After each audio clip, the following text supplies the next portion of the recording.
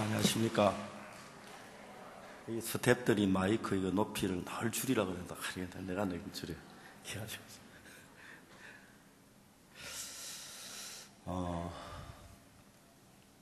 그라시아스가 종종 노래 부를 때 박진영이나 최혜미를 보면 눈물이 잔뜩 고여 있는 걸 봅니다. 오늘 그 갈보리산 위에 노래 부르는 박경수도 자주 눈물을 이렇게 노래를 부르면 많이 흘립니다. 근데 저는 박경수, 요즘 사람들은 여자들이 예쁜 사람이 날카롭게 생기고 세련되게 생긴 여자를 예쁘다 그랬는데 옛날 미녀들은 좀 퉁퉁하고 부드럽게 생긴 여자들 미녀라고 하는데 남자들도 그랬습니다.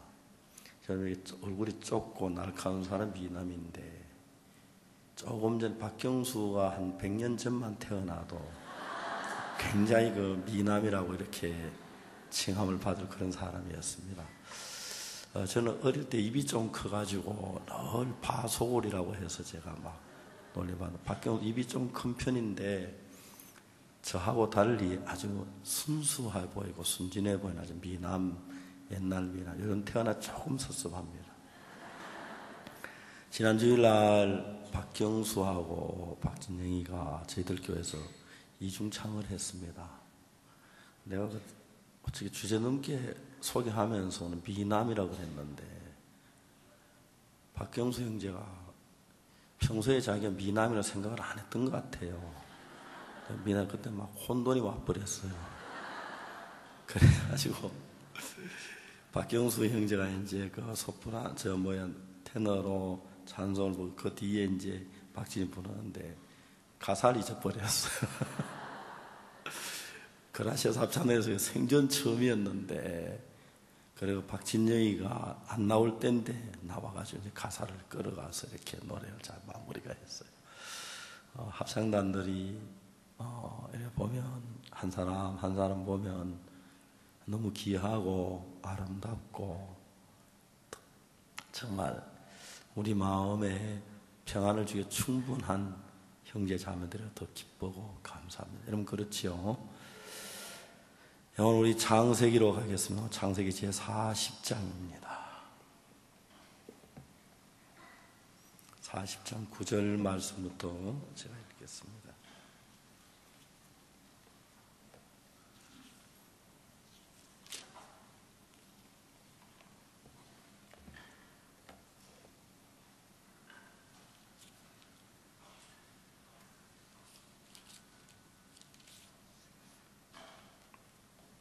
창세기 찾으셨으면 40장 9절입니다.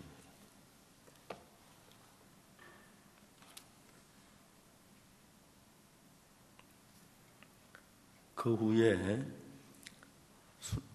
술 맡은 관장이 그 꿈을 요셉에게 말하여 가로되 내가 꿈에 보니 내 앞에 포도나무가 있는데 그 나무에 새 가지가 있고 싹이 나서 꽃이 피고 포도송이가 익었고 내 손에 바로의 잔이 있기로 내가 포도를 따서 그 즙을 바로의 잔에 짜서 그 잔을 바로의 손에 들였노라. 요셉이 그에게 이르되 그 해에서는 이러하니 새 가지는 사흘이라. 지금부터 사흘 안에 바로가 당신의 머리를 들고 당신의 전직을 회복하리니 당신이 이왕에 술 맡은 자가 되었을 때 하던 것 같이 바로의 잔을 그 손에 받들게 되리이다. 당신이 덕이하거든 나를 생각하고 내게 은혜를 베풀어서 내 사정을 바로에게 구하여 이 집에 나를 건져내소서. 난 히브리 땅에서 끌려온 자요 여기서도 옥의 가치를 잃은 행치 아니하였나이다. 거기까지 읽었습니다.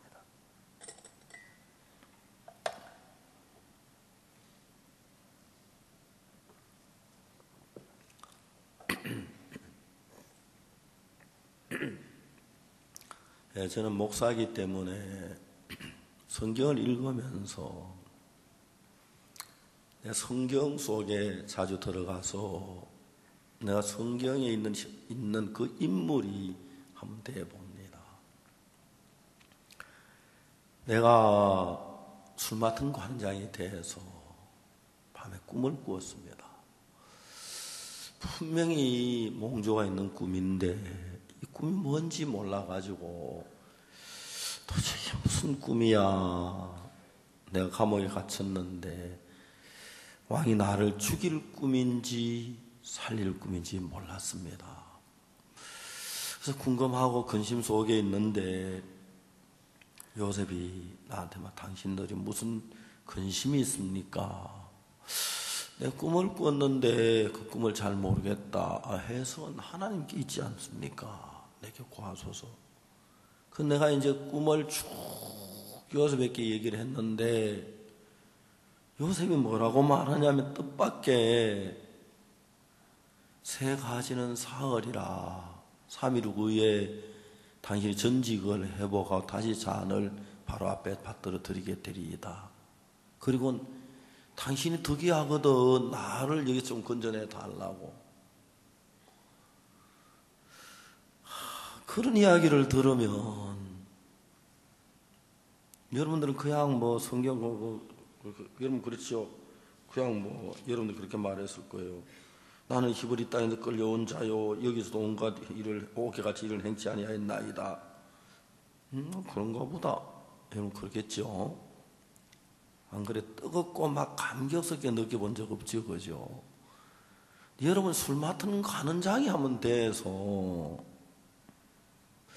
여러분 막 궁금하고 꿈 이야기를 했을 때 그 진짜 명꿈을 해석하는 요셉이 이렇게 해석할 때 야, 아까 그게 꿈이야, 이게 꿈이야. 정말 꿈 같은 그 소리를 들을 때 막 마음 안에서 내가 이제 옥에서 나가는구나. 그럼 아내가 어떻게 지금 지나고 있을까? 벌써 내가 감옥에 갇힌 지 오래됐는데 얘들이 아이들은 뭘 먹고 어떻게 지낼까? 내가 감옥에 나가서 아내를 만날 때 아이들이 끌어안고 아빠하고 울고 막 그런 생각 속에 빠져보면 성경이 너무너무 재미있는 거예요. 이번에 우리가 부산 월드캠프 개막식에 가는데 철도청에 연락을 해서 기차를 대절해서 가기로 그래 했어요. 그래서 우리 서울에서 한 1200명 정도가 우리만 전용 기차를 타고 해운대까지 쫙 가는데 어제 이제 우리 목사님들이 그런 의논을 했어요. 갔다가 해운대까지 딱 가서 마치고 또 올라올 때 전용 기차 타고 우리 다른 사람 아무도 안 타고 딴 데 동쪽에 안 내리고 서울, 수원, 다음에 천안, 그 대전 사람도 태워주기로 마음 어제 정했어요. 그래 이제 하니까 형제들이 김밥 장사하려고 한 사람도 나오고 아이스크림 장사하는 사람도 나오고 그럼 커피 장사하는 사람도 나오고 너무너무 행복한 거예요. 근데 그 기차로 가면 굉장히 싸게 한 몇만 원이면 된다고 하더라고요. 싸게. 그럼 우리 서울 사람 다 가겠다. 2,000명까지 되겠나? 3,000명 할까? 차를 2대 할까? 또 이제 폐막식은 서울서 우리가 하는데 음악회를 하는데 부산, 울산, 이제 뭐 마산 그에 또 기차를 타고 쫙 서울까지 와서 마치고 또 밤에 기차를 타고 쫙 가서 이제 내리고 그런 생각이 너무 좋더라고요. 그래서 이제 어제 목사님들이 그 의논해서 그러고 이러는데 기차비가 얼마쯤 돼? 한 2천만 원쯤 된다 하더라고요. 그거 낼 사람 손들어봐 내가 그랬거든요. 그래서 이제 어제 결정을 하기를 의논하기를 천자 달린 교회. 그 제일 처음에 양천 부천. 그러게 이제 천이 그냥 뭐 보통 뭐 요즘 1,000원짜리 그래 많지 않은데 어제는 많더군데 좀 이따 한참 있다가 인천. 난 인천이 천자 달린 줄 어제 처음 알았어요. 목사님들이 막 그런, 물론 뭐 인천 목사님 또 걱정하지 마세요 뭐 생각하면 야, 또 우리 뭐 기차변 내라고 너무 했다. 그냥 이제 이야기 한번 해봤어요. 목사님들이 그런 막 이야기만 해도 행복해 하는 거예요. 막 즐거워하고. 우리 강남교회에는 팥빙수 기계가 있어요. 여름에 아이들 해주려고. 그는 이제 막 뭡니까, 강남교회 형제들이 그걸 기차에 싣고 가서 막 돌리면서 팥빙수 잘 2,000개를 만들려고 그러면 하나씩 다 돌려주고 막 그래. 이제 그날은 기차는 일절 돈 받지 말자. 차비도 받지 말고. 그래 이야기했어요. 그게 어느 정도 실현되는지 모르겠는데 그렇게 하려고 하고 있어요. 너무너무 행복할 것 같아. 그죠? 예. 그리고 그날 또 저 합창단은 미리 가 있어야 안 되죠. 그렇죠. 같이 가야 좋은데. 그죠? 이제 그런 즐거운 것하고 술 맡은 가는 자의 꿈 해석할 때 즐거움하고 비교가 되겠어요? 여러분, 감옥에 있다고 다 불행한 건 아니에요.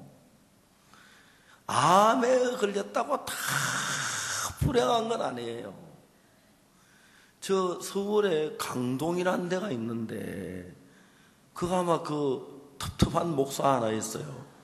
허씨 목사인데 허준 뭐 몇 대 손이 잘 모르겠습니다만은 그 목사님은 암에 걸리고 난 뒤에 이 복이다, 행복이다 그랬대요.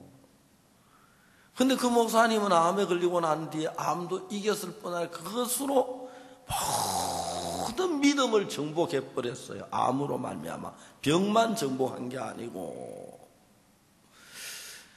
그러니까 여러분, 세상 사람들은 암에 걸리면 슬퍼하고 어려우면 고통하고 감옥에 가면 절망하고 하는데, 술 맡은 가는 자에 관한 이야기, 감옥에서 얼마나 감격해 했을까. 남한 장군의 계집종 그 포로 잡혀가서 얼마나 소망을 가졌을까. 얼마나 믿음을 가졌을까. 이제 그런 걸 생각해 보면 우리가 영적 세계를 볼 만한 눈이 조금만 크게 뜨면 전혀 다른 거예요. 박영주 목사가 미국의 뉴욕 그 유명한 맨하탄에서 사역을 하다가 실패를 했어요. 맨하탄에 예배당을 얻었는데, 미국 뉴욕 맨하탄 세계에서 제일 비싼 땅이잖아요. 예배당을 얻었는데 거기는 뭐 잠도 못 자고 음식도 못 먹고 예배만 드리고 나가는 그런 장소인데 세를 내가지고 예배를 드렸어요. 근데 맨하탄에 경기가 안 좋아 집세가 많이 내리더래요. 그래서 그 돈 가지면 잠도 잘 수 있고 그 안에 음식도 해 먹을 수도 훨씬 편하잖아요.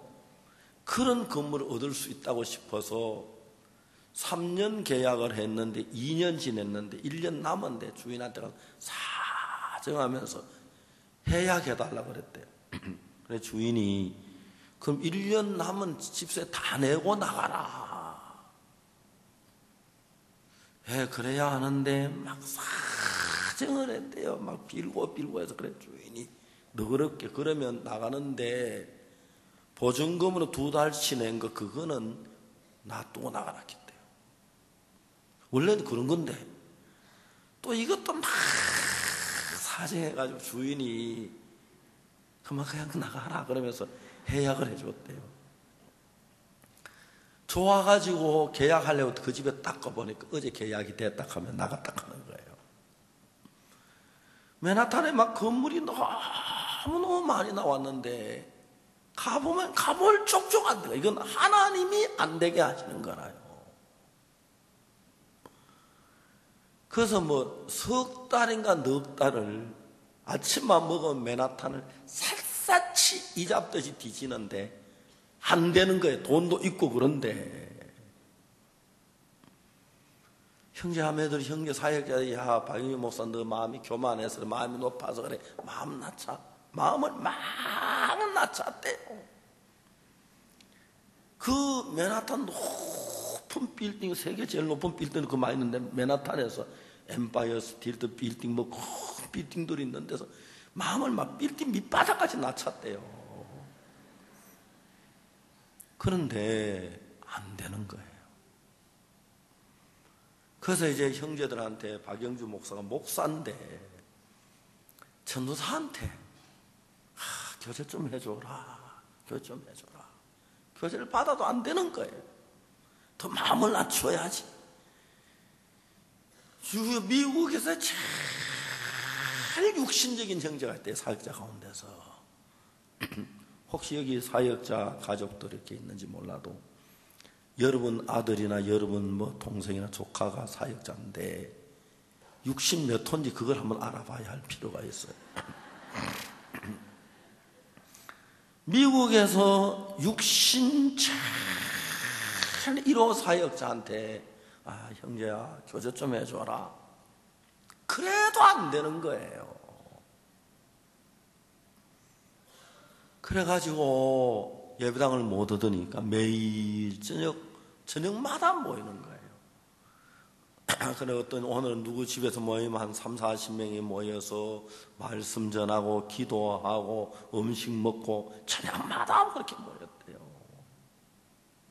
안 돼서 결국은 다 난 안 된다 하고 한국에 나왔다 가다. 그때 이제 제가 전화를 했어요. 영주는 내 조카라서 야 영주야 하고 내가 이래 말하는데 너 한국에 나와서 내 차 운전도 좀 하고 좀 더 말씀도 좀 배우고 그래라. 에이 좀 놔둬 보지. 나 이제 사역 그만하라 하는가 보다 해서 사역을 탁 접고 왔다 하더라고요. 그동안 막 공부한 노트 다 쓰레기통에 집어넣고 성경책도 여러 권의 성경책 한 것만 가지고 다 그것만 놔두고 비행기를 탔는데 성무원이 포도주 드실랍니까? 그래서 이제 목사 아닌데 뭐 포도주 쫙 마셨다. 그게 목사하고 아닌 게 사이가 그런 데다. 또 두 번 한 잔 더 달라게 딱 마셨대요. 그래서 이제 난 목사 아니다. 그래 한국에 와서 있으면서 박영주 목사 하나님 은혜가운데 변화를 입었어요. 요즘 무슨 얘기를 하냐면 내가 그때 맨하탄에 있었을 때 일주일에 한 번은 안 믿는 사람이 예배당 없이 불쌍하다고 우리 집에 오락해 모여가지고 음식 차려주고 거기서 모인가 또 그 사람 저거만 실망한다고 자기 친구들 몇 명 데리고 와서 그래 저녁에 예배를 매일 그렇게 했대요. 지금 생각하면 그때가 너무너무 행복했는데 그때는 막 그렇게 고통스럽고 괴로웠대요. 성도들이 뭐 3, 40명 안 되는 교회들이 많은데 그 맨하탄은 또 성도들이 전부 다 공부를 많이 하고 뭐 하버드대 출신도 많고 뭐 유명한 사람 그렇게 많대요. 그래 모여서 저녁마다 교제하고 말씀 전하고 기도회하고 찬송하고 음식 먹고 그렇게 행복했는데 그때는 행복한 줄을 몰랐는 거예요. 눈먼 소경이 거지로 있으면서 어머니 얼굴을 봐도 어머니인 줄 모르고, 사랑하는 동생을 봐도 귀여운 줄도 모르고, 아름다운 아가씨를 봐도 아름다운 줄을 모르고 그냥 한 푼 주시오 그 외에 다른, 눈이 밝아지면서 야, 우리 어머니가 이렇게 생기셨구나, 아버지가 이런 분이구나, 세상에 하늘이 푸르다는 게 이런 걸 두고 하는 이야기구나, 장미꽃이 예쁘다 이런 거나, 이제 새로운 세계를 맛보는 거예요. 그처럼 여러분, 하나님은 지금까지 우리 육신으로 먹고 마시고 즐기고 캐라 이 세계 말고 눈에 보이지 않는 더 깊고 신비한 세계 속으로 우리 마음의 손을 잡고 막 끌어가고 있어요. 근데 여러분, 성경을 읽어보면은 술 맡은 가는 장하고 떡 굽는 가는 똑같이 식당에서 근무를 했어요. 그렇죠? 떡 굽는 가는 장은 떡만 매일 마련해가 왕 앞에 가져가고, 술 맡은 가는 술만 늘 준비하는데 또 둘 다 죄를 지었어요. 그냥 둘이는 궁합이 딱 맞아요. 건무처도 같고 죄도 같이 짓고 감옥에도 같이 오고, 그렇죠? 그렇게 사람이 의리가 있을 때 그렇게 의리가 있어야 돼요. 감옥까지 같이 갈 수 있는 친구. 근데 이제 감옥에까지는 같이 왔는데 어느 날 전혀 운명이 달라지는 거예요. 술 맡은 가는 자하고 떡 굽는 가는 둘이 같은 왕을 섬기는데 파트가, 이건 떡 파트, 이건 술 파트, 달라요. 근데 이제 거기까지 같이 왔고, 같이 둘이 죄를 지어가지고, 감옥까지 같이 왔고, 요셉이 있는 방에까지 같이 왔어요.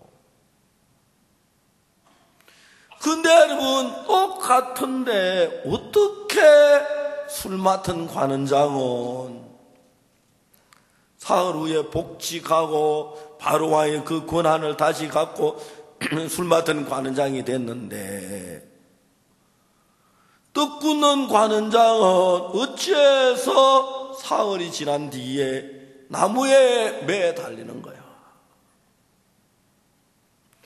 어째서 술 맡은 관원장은 감옥문 앞에서 야, 아빠 나온다, 빨리 아빠 저기 나오자, 지금 아빠 맞지 나온다, 저 철장 온다, 야 아빠, 막 좋아가지고 울면서 아빠 환영하고 바람 같은 애 들고 아빠 환영합니다 막 그런 애들이 즐거워 막 진리 모르는데, 똑같은 술 맡은 관원장 안에는 엉엉 울면서 장대 식자에서 눈물을 훌훌 흘리면서 통곡을 하는, 똑같이 지냈는데 어떻게 그렇게 달라지느냐?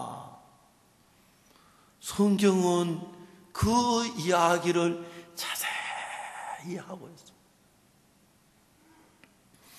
그래서 여러분, 제가 성경을 읽어보면 내가 점쟁이는 아니지만 반점쟁이가 되는 거예요. 내가 무당도 아니고 굿도 못하고 점쟁이는 아니라도, 그리고 요셉도 이제 점쟁이가 아닌데 정확하게 맞히잖아요. 조금 맞았어요. 내가 이래야 하면 내 아내가 통곡을 하겠구나, 내가 이래야 하면 내 아이들이 통곡을 하겠구나, 내가 이래야 하면 내 아내가 행복해지겠구나, 내 자식들이 행복해지겠구나, 교회가 즐거워지겠구나, 기뻐하겠구나, 이제 그런 것이 그냥 성경을 막 줄줄줄줄줄줄 이거 날 땐 모르지만은 성경 속에 들어가서 성경 속에 있는 하나님의 마음과 하나님의 섭리를 알면. 그래서 저는 자주자주 내가 성경을 읽으면서 내가 술 맡은 관원장이 한번 돼보는 거예요. 내가 정말 그 나만 장군의 계집종이 한번 돼보는 거예요. 나만 장군의 계집종은 이런 형편에도 기뻐하고 즐거워했는데 나도 이런 형편에 기뻐하고 즐거워할 수가 있는가? 내가 왜 어떤 면이 계집종과 다른가? 내가 어떤 면이 계집종과 종보다 모자라는가? 술 맡은 간장 현재는 고통스럽고 감옥에 있지만 내일의 소망을 가지고 기뻐할 그날을 기다리고 있었는데 나는 지금은 어렵지만 내일의 소망을 가지고 있는가? 내일의 기쁨을 가지고 있는가? 부족한 면이 뭔가? 그런 걸 성경을 통해서 보면 자세히 보이는 거예요. 오늘 아침에 새벽에 제가 목사님들 세 분하고 쭉 이야기를 했어요. 자네는 이러이러한 면이 이래 이야기를 했어요. 내가 형제들에게 이야기했어. 자네는 왜 내 이야기를 안 듣는가? 목사님 듣습니다. 자네는 안 들어. 목사님 듣습니다. 자네 안 듣는다니까. 목사님 왜 그러시면 나 듣습니다. 하도 내가 답답해서 지금 자네가 내 말 듣고 있는 건가? 예, 듣습니다. 내가 안 듣는단 말 안 듣잖아. 깜짝 놀래요. 오늘 제가 차근히 이야기를 했어요. 벌써 몇 달째 이야기를 하는데 오늘 형제들이 깜짝 놀라는 거예요. 내가 이걸 몰랐습니다. 몰라요. 꿈을 꿨는데 술 맡은 관장 굉장히 좋은 꿈인데 좋은 꿈인지를 모르니까 근심하고 떡 굽는 관장은 죽을 꿈인데 술 맡은 관장 꿈이 형통한 걸 보고 자기도 형통할 줄 알고. 존경하는 형제자매 여러분, 우리는 다 그런 사람입니다. 잘 모릅니다. 정말 잘 모릅니다. 우리가 꿈을 꾸어도 내일 내게 무슨 일이 올지, 어려운 일이 어떤 일이 올지 잘 모릅니다. 몰라요. 그래서 요셉 같은 사람이 해석을 해줘야 돼요. 해석을 듣자마자 술 맡은 관원장은 자기 근심에서 벗어나고 요셉이 진 소망 속에 마음이 머물 수가 있었습니다. 반대로 떡 굽는 관원장은 자기 괜찮은 줄 알다가 내가 이제 죽는구나. 그때 비로소 자기가 멸망당할 거라서 이미 늦었습니다. 오늘 아침에 하고 싶은 이야기가 있습니다.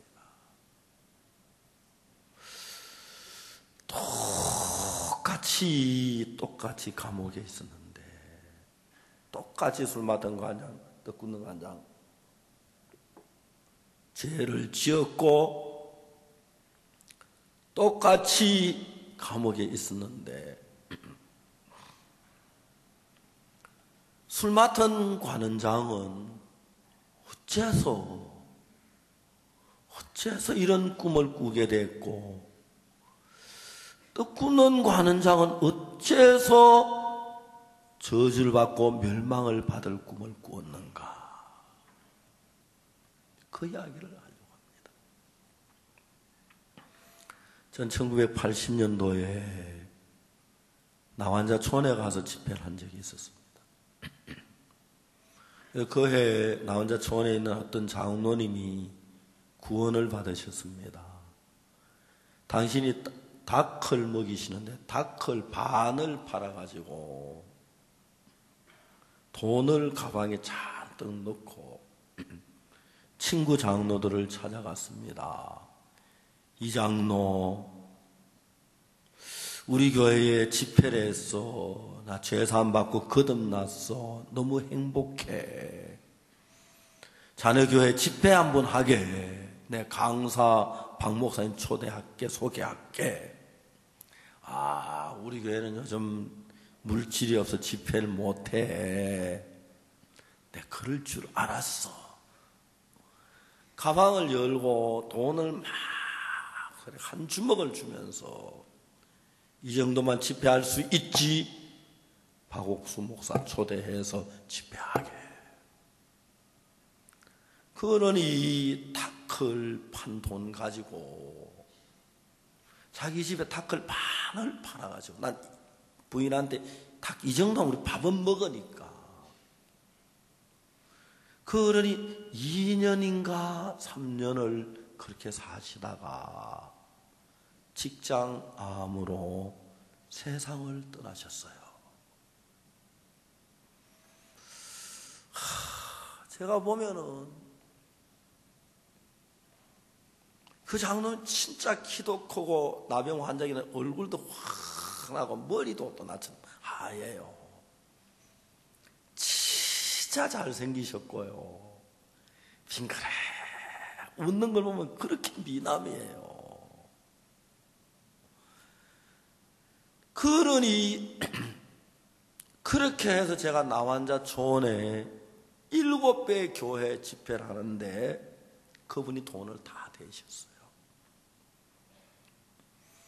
그래서 나환자 초원에 7개 교회에 있는 대부분이 구원을 받으신 거예요. 그 장로님이 세상을 떠나갔는데 내가 가서 장례식을 인도했어요. 김장로님, 당신 어떻게 이렇게 미리 죽을 걸 알았느냐? 만일에 당신이 좀 주저하고 2, 3년 뒤에 그런 마음을 가졌더라면 이런 일 전혀 못했을 건데, 그냥 닭장에 닭만 꽉 차 있지 한 생명도 구원하지 못했을 텐데, 어떻게 당신 그 2, 3년이란 세월 동안에 구원을 갚아든 지 얼마 안 되는 분으로서 이렇게 많은 사람들의 생명을 구원했느냐? 전 제 아들하고 종종 차를 타고 여행을 합니다. 영구가, 예 아버지, 저 산 고개 보이지? 고개 넘어 딱 올라가서 오른쪽으로 나환자촌이 있어. 아버지가 1981년에 그 교회에 가서 집회를 했어. 그 교회 목사님이 어떤 분이고 장로님이 어떤 분이고, 그 교회 교인들이 한 150명 되는 교인들이 거의 다 구원을 받았어. 막 내 마음에 더듬어 보는 거예요.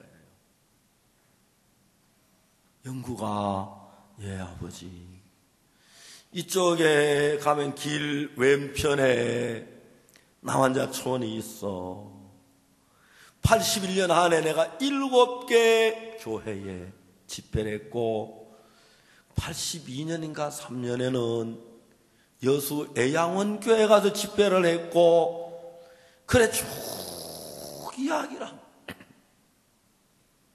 제 아들이 어느 날 보고 하는 말, 아버지 왜 이번 미국 동부 크리스마스 칸타타 때 우리 아이들 학교를 안 보냈습니다. 아, 그랬냐? 왜 그랬냐? 우리 아이들에게 아버지가 어떻게 복음을 전하는지 그걸 우리 아이들에게 가르치고 싶었습니다.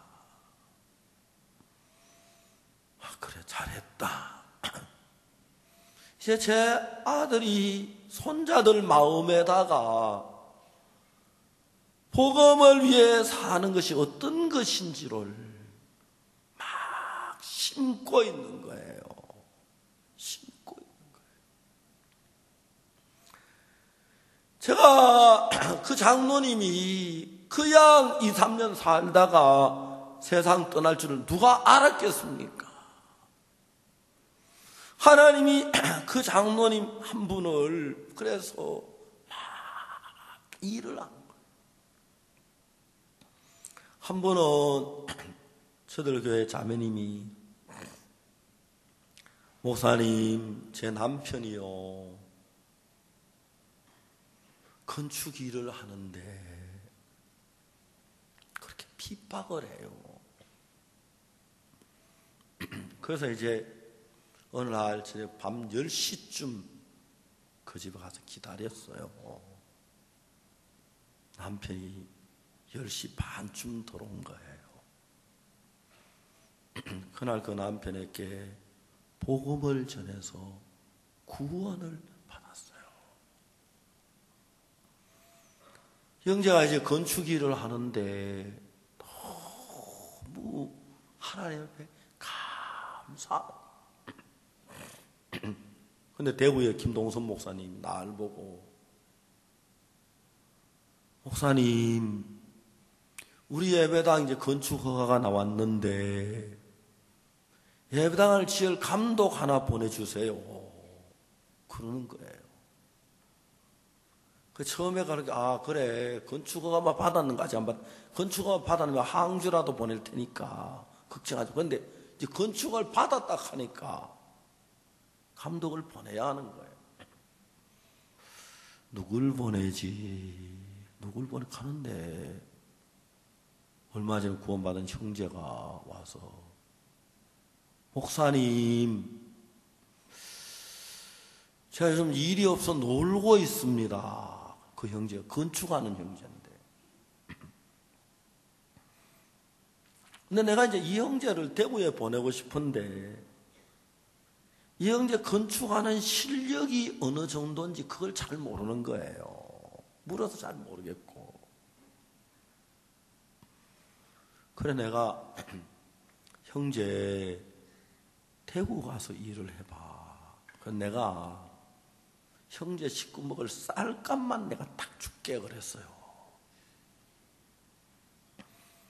이 형제가 막 그렇게 감격해 하는 거예요.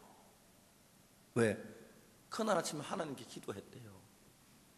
하나님 제가 일이 없는데 쌀값만 주면 가서 일하겠다. 그렇게 약속했다는 거예요.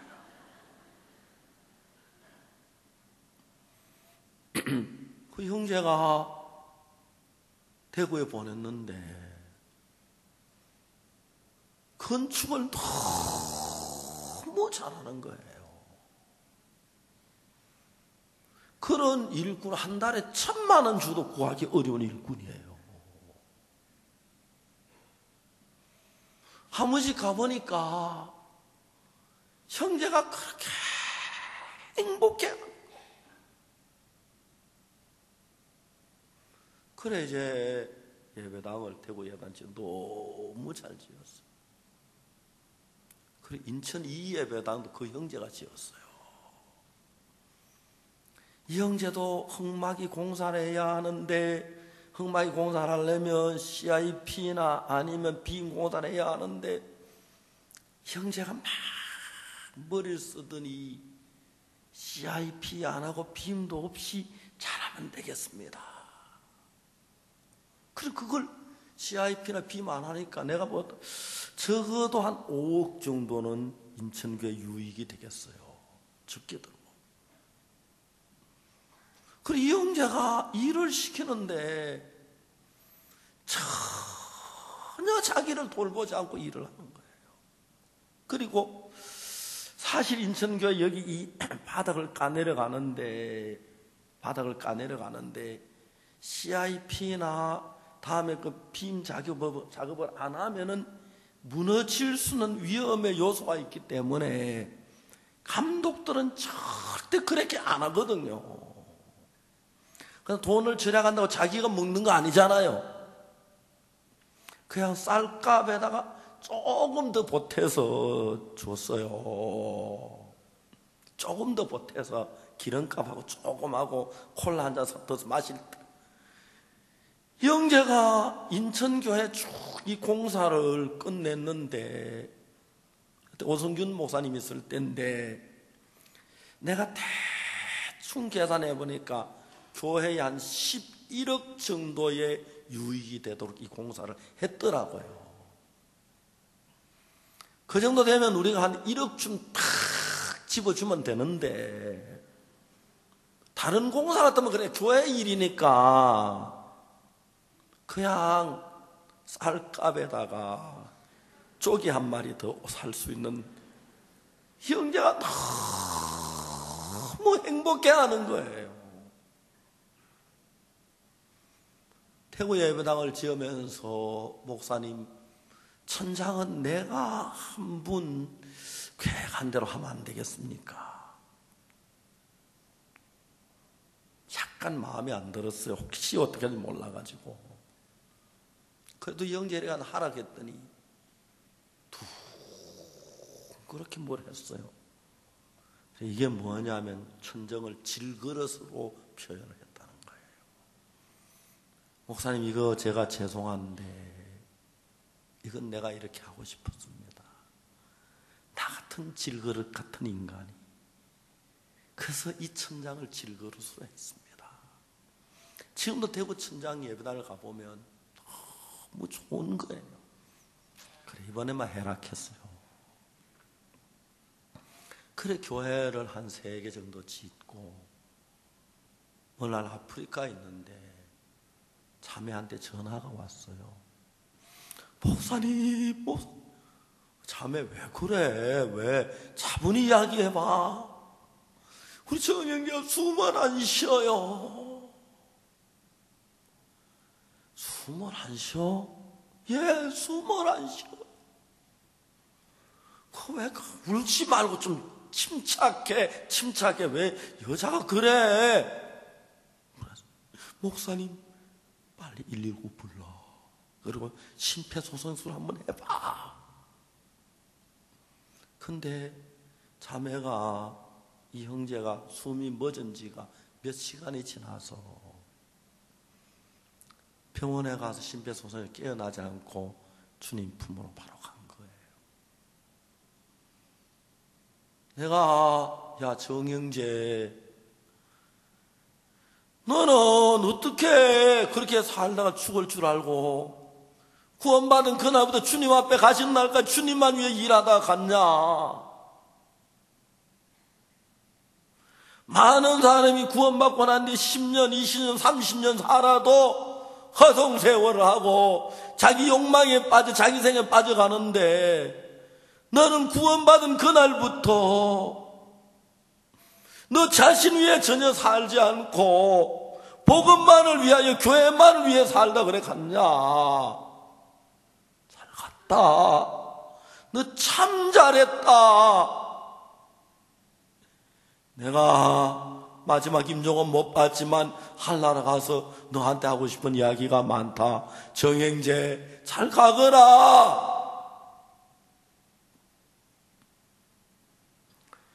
형제들이 구원을 받고 나서 하나님이 형제들을 하나하나 이끄는 그 걸음이 눈에 선명하게 보여요.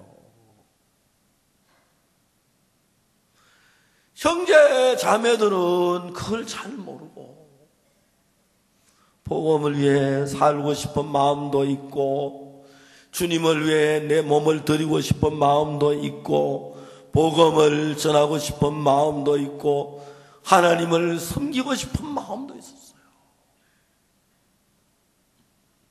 뜻깊은 관원장이 뭐라고 말했겠습니까? 죽을 때 나도 술 맡은 관원장처럼 저런 마음을 가져야 하는데 나는 술 맡은 관장 이야기 자주 해도 난 그를 무시했어. 뭐 내가 이래 있다가 감옥에 나가면 되지, 언젠가 나갈 거야. 뭐 설마 내가 뭐 큰죄 안 졌는데 감옥에 안 나가겠나. 난 막연하게 생각을 했어.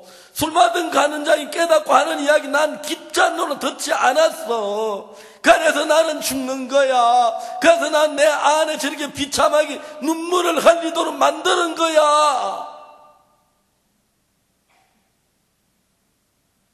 그런 이야기가 성경에 없어요.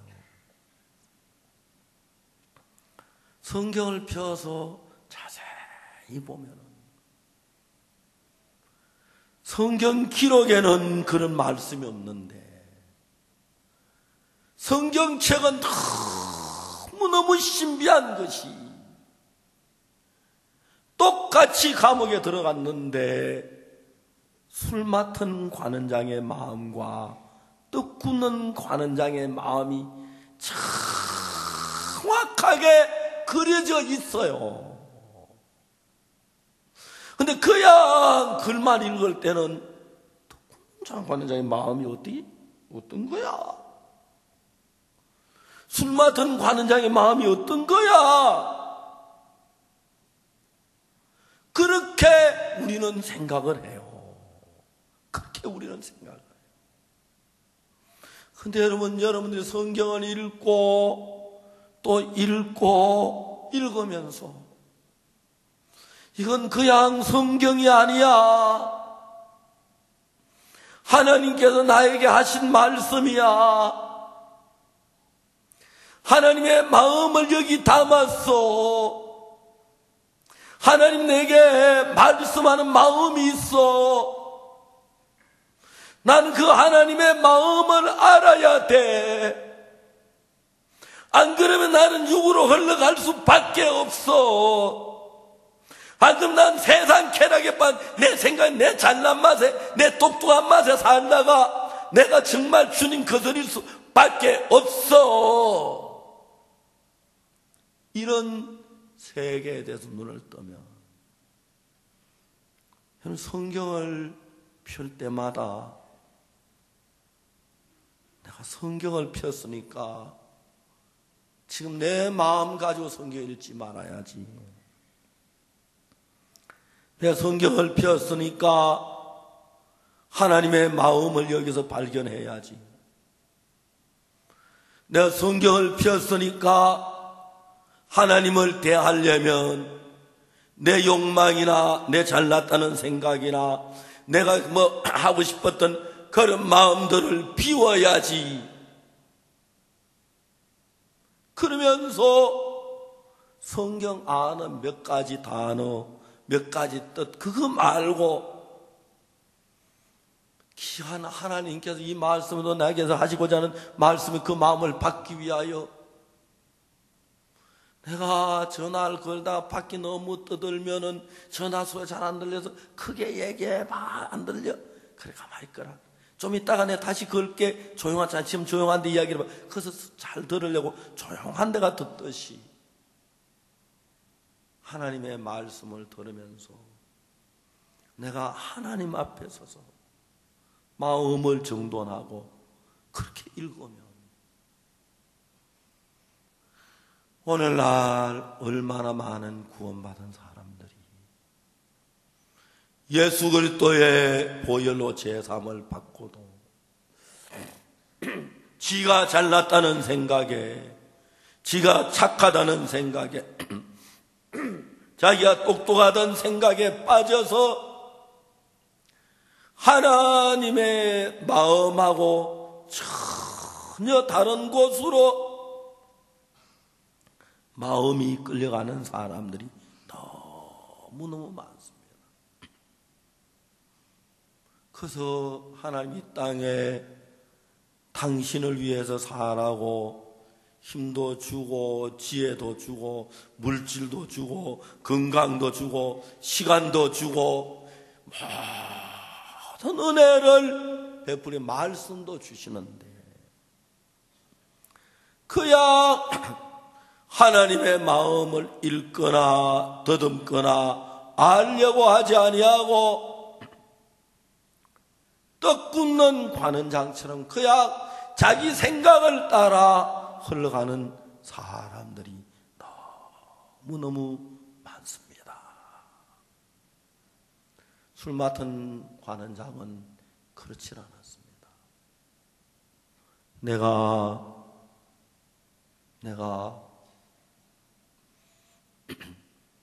그 죄 짓는 거 대수롭지 않다고 생각했는데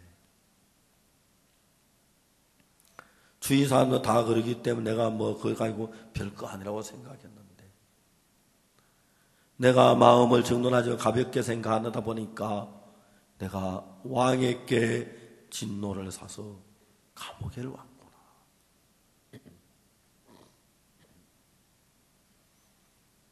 내가 감옥에 와서 왕의 얼굴을 못 보니까 지금 왕의 마음이 어떤 마음을 가진지 내가 알 수가 없구나. 왕이 나를 싫어서 죽이려고 하시는지,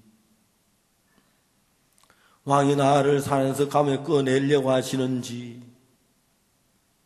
왕이 우리 가정의 재산을 정몰하려고 하시는지, 왕의 마음을 모르니까 너무 답답하구나. 너무 답답하구나. 떡구는 관원장은 감옥에 가도 그걸 크게 생각지 않았어요. 뭐 좀 그랬다고 감옥에 집어넣고 그래. 내일 뭐 좀 풀리겠지 뭐. 살다 뭐 이런 거 없나 뭐. 괜찮겠지. 자기 생각을 그냥 믿었어요. 술 맡은 관원장은 왕의 마음을 모르는 거예요.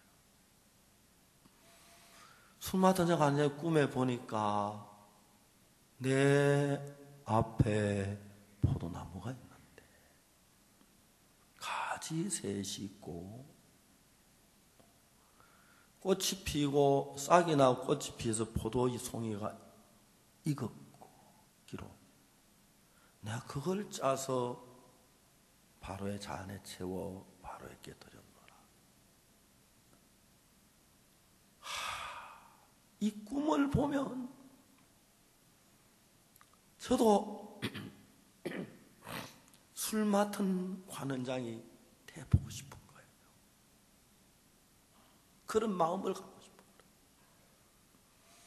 거예요. 내가 꿈에 보니 포도나무가 내 앞에 있는데 자기가 왕의 저주와 왕의 죄를 사서 감옥에 있는데 이 왕의 진노를 자기가 막을 길이 없는 거예요. 그래서 내가 아무 장관에게 사람을 보내서 왕에게 좀 이야기를 해보라 할까? 내 뒤에 술 맡은 장관이 있어 거기서 사람이 술을 떨고 갔을 때 왕에게 부탁을 해가지고 좀 내가 착하다는 이야기를 해볼까? 많은 생각이 술 맡은 관원장의 마음에 일어났어요. 근데 이제 마지막에 술 맡은 관원장의 생각이 뭐냐면 내가 내 방법대로 한 일의 결과가 이 모양인데 내가 또 내 방법을 쓰려고 하는구나. 내가 내 생각대로 왕의 마음을 모르고 내 뜻대로 잘 될 줄 알고 이래도 괜찮을 줄 알고 한 결과가 내가 이렇게 저주를 받고 멸망을 당해 이렇게 됐는데 내가 또 내가 이런 생각을 하고 있네. 내가 망하겠구나. 그래서 술 맡은 관원장은 자기의 생각에서 나온 생각 말고 자기 지혜에서 나온 것 말고 자기 방법에 나온 것 말고 포도나무에서 나온 것, 예수 그리스도께로부터 오는 지혜, 예수님께로부터 오는 방법, 예수님께로 오는 길, 거기다가 내 생각을, 내 방법을, 내 지혜를 섞으면 나는 이제 망한다. 그걸 정확하게 발견해서 그 경지에 들어간 거예요. 그러니까 바로의 잔을 가지고, 전에는 내 것을 채워야 가니까 내가 이렇게 멸망을 당하고 감옥에 왔는데, 이제 술 맡은 관원장은 자기 지혜, 자기 생각, 자기 방법, 자기 길, 자기 똑똑한 자기 자 다 이건 나를 망케 해. 포도나무에 난 것만 예수님으로 말미암아 오는 것만 하나님이 받으셔. 그래서 술 맡은 관원장은 자기 모든 생각을 비웠어. 그러니까 이제 자기가 바라보는 게 숨을 곳이 포도나무밖에 없고, 나를 살려줄 길이 포도나무밖에 없고, 내 구원 얻을 길이 주님밖에 없는 거예요.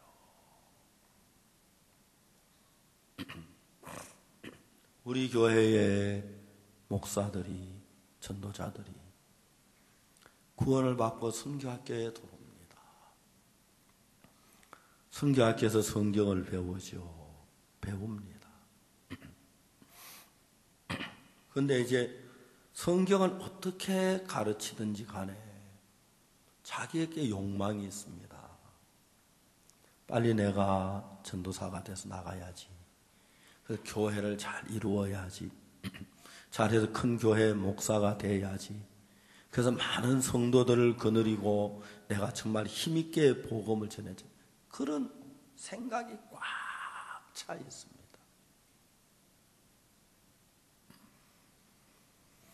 그러니까 전도자들이 순수하게 예수님에게만 받은 마음이 아닌 내 욕망이나 내 생각을 가지고 하니까 사역이 좀 되는 것 같고, 몇 명이 구원받고 성도가 몇 명 늘면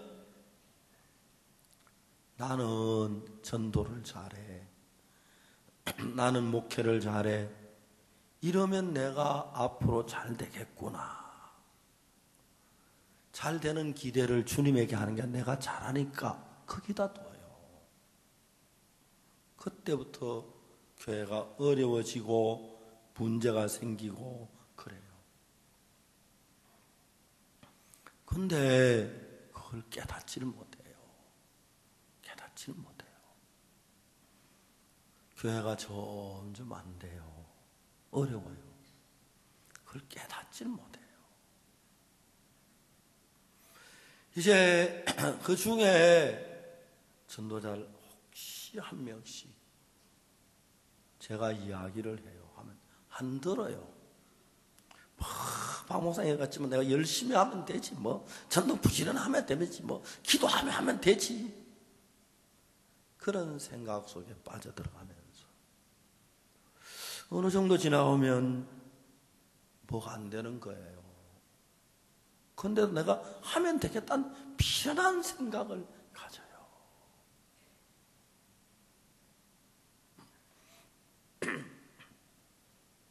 그래서 많은 전도자들이 복음 전도자로 왔다가 교회를 떠나가요. 떠나갈 때도 찾아와서 목사님 저는 이렇습니다, 어렵습니다, 이게 이렇습니다, 잘 안 됩니다, 그래서 가야겠으면 마음을 다 열어놓고 하면 금방 마음을 변화를 입을 수 있어요. 자기가 다 믿고 자기 생각 믿고 자기가 다 결정해놓고 그 다음부터 전화기 딱 꺼버려요. 전화도 안 받고 그러면서 교회를 따라 이 귀한 복음의 직분을 버리는 사람들이 많아요.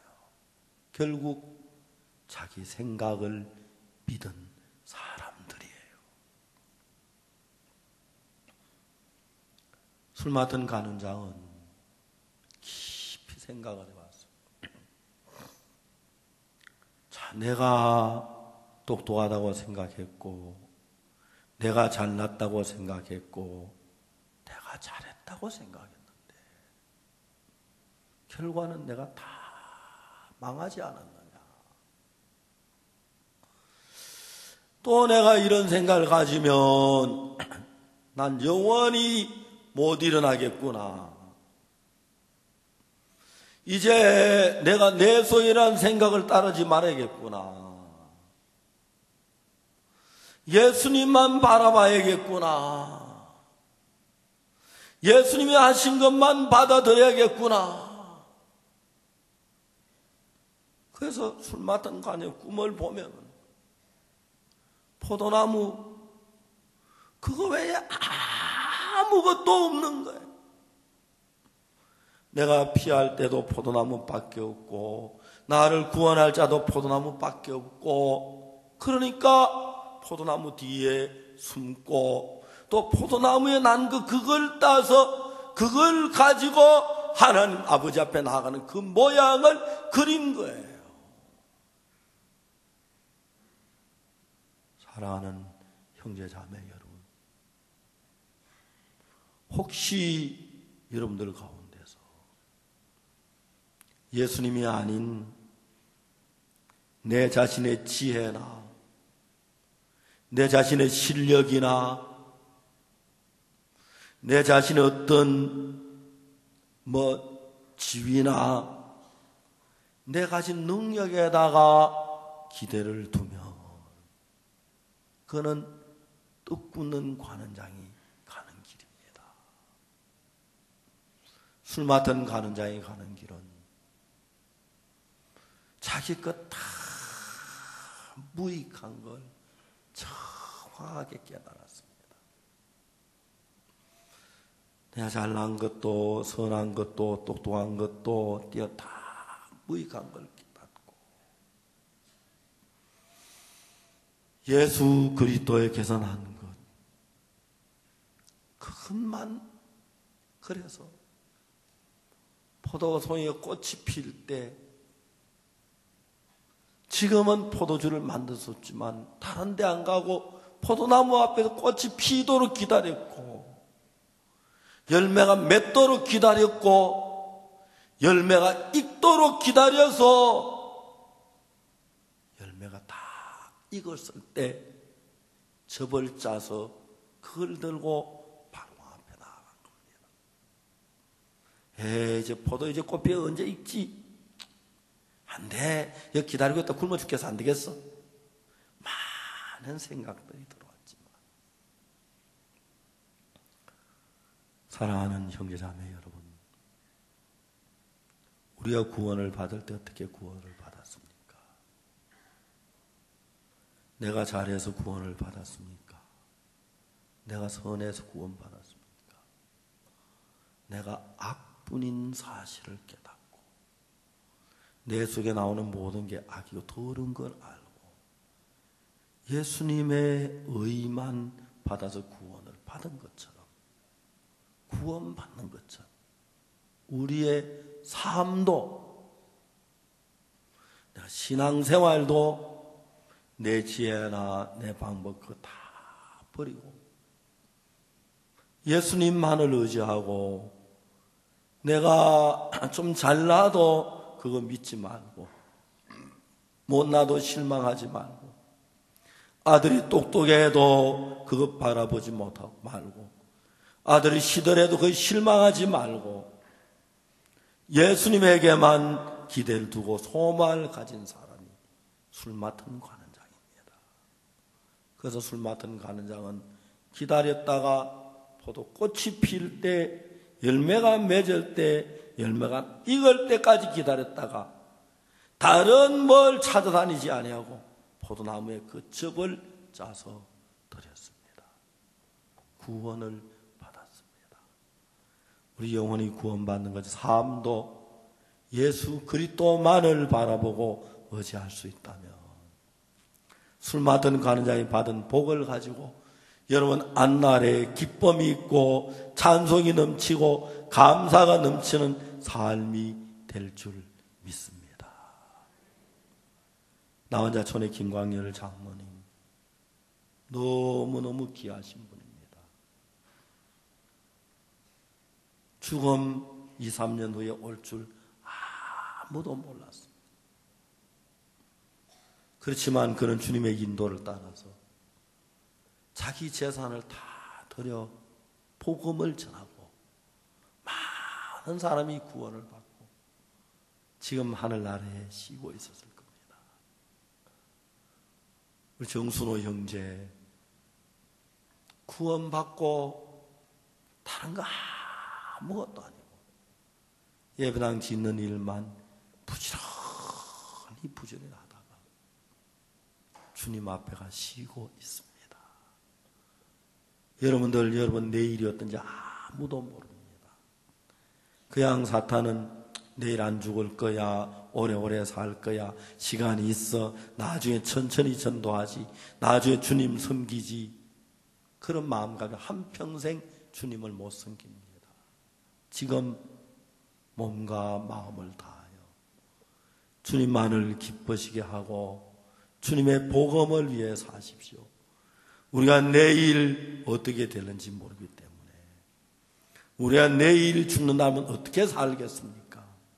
나를 믿지 주를 섬기는 그 마음이 돼서 여러분 주님 앞에 설 때 후회하지 않는 삶이 되길 바라고 여러분 자신을 통해서 두 분 형제님만 말고 참 많은 분들이 그리스도만 섬기다가 기쁨으로 주 앞에 가는 걸 봤는데 여러분들 그런 삶이 되기를 바랍니다. 기도하겠습니다.